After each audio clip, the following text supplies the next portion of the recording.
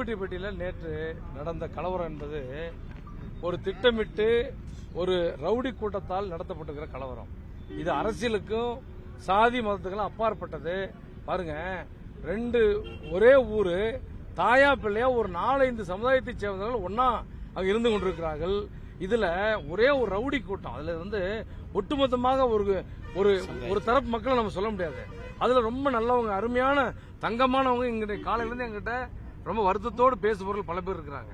எப்படின்னா, காவல்துறை 2 பக்கமும் ஒரு அமைதி பேச்சுவார்த்தை நடத்திக்கிட்டு இருக்கும் பொழுது திடீர்னு ஒரு கூட்டம், ஒரு தலைவன் தான் ஒரு பெரிய தலைவனா காட்டிக்கணுங்கிறதுக்காக ஒரு ஆளு ஒரு 50-100 பேர்த்த கூட்டிட்டு ரோட்ல உட்கார்றாரு. அதை பார்த்த ஒரு 5 சமுதாயத்தை சேர்ந்தவர்கள் ஒன்னு சேர்ந்து அவங்க பாக்குறாங்க. இதெல்லாம் பார்த்த காவல்துறை 2 பேர்த்தையுமே அமைதிப்படுத்த முயற்சி பண்ணும் பொழுது ஒரு தரப்பினர் அந்த நான் சொன்ன இந்த ரவுடி கூட்டம் ஒரு கல்லெல்லாம் வீசி காவல்துறையினர் தாக்குகிறார்கள். காவல்துறையை தாக்கும் பொழுது இதுல ஆவேசமடைந்த காவல்துறையினர் மக்கள் இதெல்லாம் நடக்கிற ஒரு வேதனையான ஒரு நிகழ்வு என்னன்னா, இது நடந்து கொண்டிருக்கும் பொழுது இந்த ஒரு கடையை எரிக்கிறதுக்காக பாருங்க, ஒரு யதார்த்தமான ஒரு நிகழ்வு இல்லது. இவங்க திட்டமிட்டு, அதாவது பாட்டில்ல பெட்ரோல் கொண்டுகிட்டு நகைக்கடை, காப்பி கடையில அடிச்சிருக்காங்க. காய் கடை மிகப்பெரிய ஒரு 20 கடைக்கு மேல மிகப்பெரிய பாதிப்பு. இன்றைக்கு சேலம் மாவட்டத்தை பொறுத்த வரைக்கும் நாங்கள் எல்லாருமே தாயா பிள்ளையா இருக்கிறோம். இங்க சாதி மதத்துக்கு இடம் கிடையாது. சேலம் மாவட்டத்தை பொறுத்தவரையில சாதியோ மதமோ இனமோ மொழியோ எங்களுக்குள்ள பாகுபாடுங்கிறது கிடையாது. என்ன காரணம், என்னுடைய பாட்டாளி நிறுவனத்திலே மருத்துவர் ஐயா அவர்களும் எங்களை வழிநடத்தி கொண்டிருக்கிற நான் அன்புமணி ராமதாஸ் எங்கள் தலைவர் அவர்களும் அந்த மாதிரி எங்களை வழிநடத்தி கொண்டிருக்கிறார்கள். இந்த நிலையில இது மாதிரியான ஒரு நிகழ்வு மிகுந்த வருத்தத்தையும் வேதனையும் அளிக்கிறது. உரிய நடவடிக்கை காவல்துறை எடுத்திருக்கிறார்கள். இருந்தாலும் கூட எனக்கு என்னன்னா ஒரு வருத்தம், வன்னியர்கள் தரப்பிலும் அந்த தலித் மக்கள் தரப்பிலும் அப்பாவிகள் பல பேர் கைது செய்யப்பட்டிருக்கிறார்கள்.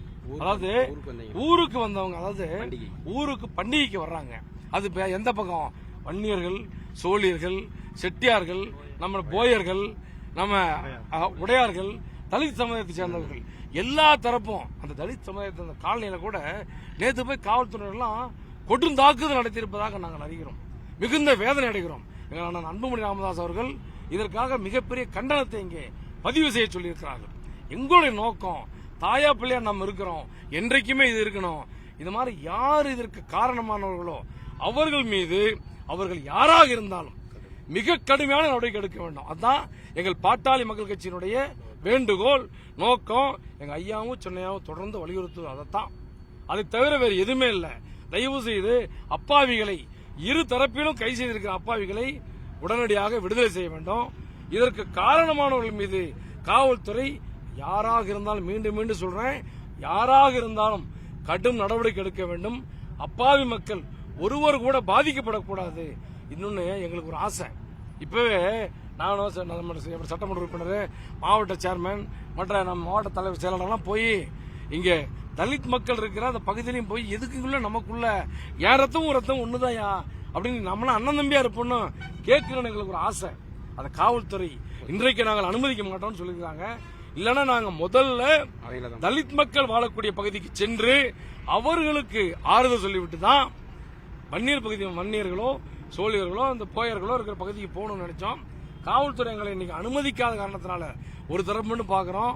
அமைதியான பிறகு அதற்குரிய தலைவர்களை நானும் எங்களுடைய எம்எல்ஏ சதாசிவம் 2 பேரும் நாங்கள் தொடர்பு கொண்டு பேசி, டிஸ்ட்ரிக்ட் சேர்மன் ராஜசேகரன் 3 பேரும் பேசி அதுக்கு ஒரு அமைதி பேச்சுவார்த்தை மிக விரைவில் நாங்கள் நடத்த வேண்டும் என்பது எங்களுடைய ஐயா அவருடைய, எங்களுடைய அன்புமணியோட உத்தரவு. அதன்படி ஒரு நல்லிணக்கத்தை இங்கே ஏற்படுத்துவோம்.